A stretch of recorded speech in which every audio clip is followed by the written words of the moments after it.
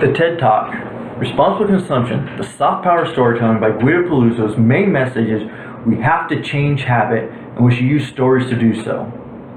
The reason we need to use stories is because it makes an impact and makes it personal to each individual. These stories drive us to make changes in the short term because we don't always see the long-term effects of what's going on. I agree, we need to change habit, but it's just not stories that we need to use, but a mixed approach. Peluso seems to put the responsibility on consumption, when I think it needs to be spread out. The responsibility for sustainability needs to be not just on consumption, but also on the production, and needs to not be just on the individual, but on all stakeholders. Habit change is important not just to an individual, but as a collective effort. A study by Michael Ledger and Diane Peru has shown that change in habit are facilitated when a collective value system is in place. In their study, it was based on the habit of the family, but this can be extended to larger groups. We have seen it in the millennials where they prefer companies with a stronger CSR program and have been willing to pay up to 25% more for products from these companies, according to Anderson, Dunquist, and Graeber. Another example is from my own childhood. I grew up in the 1970s and into the 80s. I know I look young, but whatever.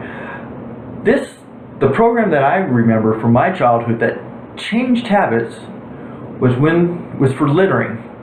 The tagline was "Give a hoot, don't pollute." But there was more to this program than just that.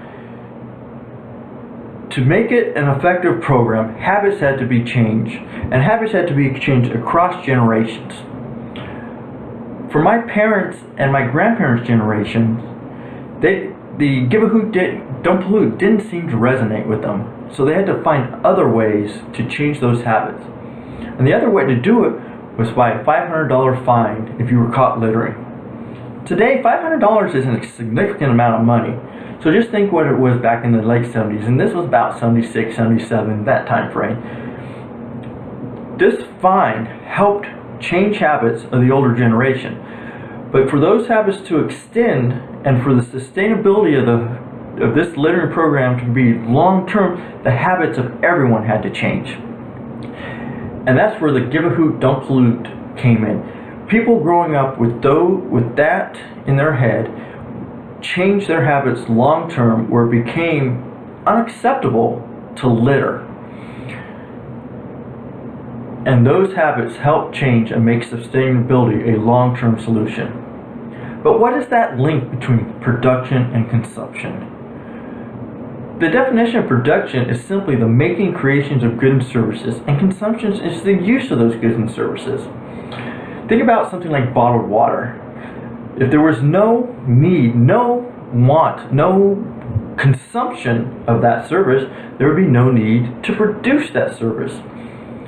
But in the United States, the consumption of bottled water has skyrocketed to where it's become the #1 bottled drink sold as of 2016, passing soda.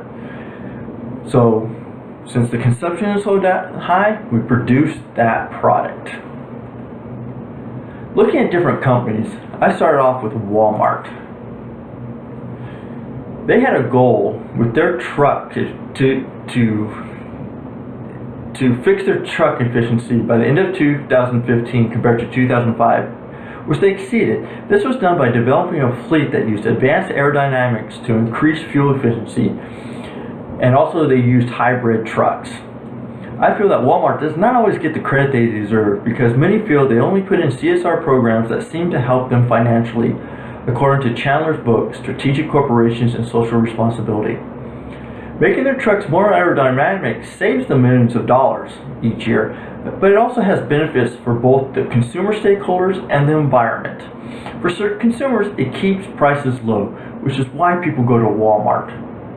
For the environment, it helps long-term sustainability by not putting extra pollutants into the air.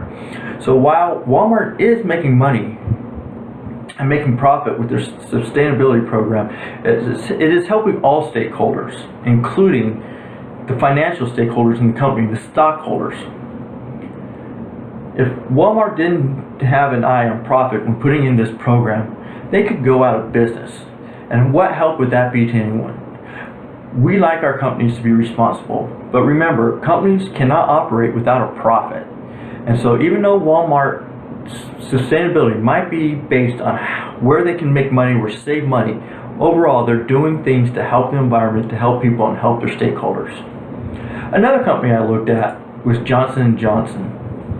Johnson & Johnson is a multinational corporation that is known for its products such as shampoo, but also the selling of drugs and prescription medicines. The reason I picked them was that they seem to be an unsung hero in the sustainability movement. VK Sachu tells us in his article, Corporate Social Responsibility in Public Health, a case study on HIV epidemic, that Johnson & Johnson has a big presence in Africa. Johnson & Johnson is actively involved in ongoing programs for healthcare education and cultural programs throughout Africa. They are saving lives with AIDS-related programs as well as creating habits for a healthier lifestyle. The last multinational program I looked at was Dell. The reason I chose Dell was because it's a product that I use every day. As a matter of fact, this is being recorded on a Dell computer right now. In the article, Best Practices for Sustainability, for Starbucks and More by The Guardian, Joe Confino tells us that more about Dell and how they are using the production of their products for sustainability. The computer company Dell integrates alternative recycling and recycled materials in its products and packaging design that helps improve energy efficiency and design for end-of-life recyclability. One of the company's commitments is to reduce energy intensity of its products portfolio by 80% by 2020.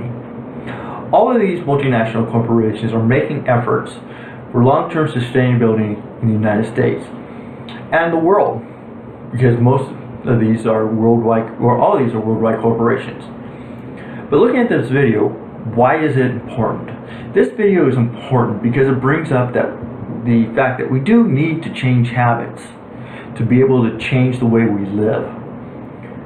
Like I said in the Don't Pollute, when we change our habits, we change the way we do things. It becomes everyday factors in what we do. The littering in the past that was done and fixed with our habit change has changed into recycling, where now when we go to the park, not only do we look for garbage cans, but we want to put our bottles in separate bins, and we have cardboard places that we put stuff. So the importance of this is to give us a roadmap on how we need to do things in the future and where we need to go. When we change habits, we change the way people do things, we change the ability of us to take the next step forward, and that's why this was important. Thank you.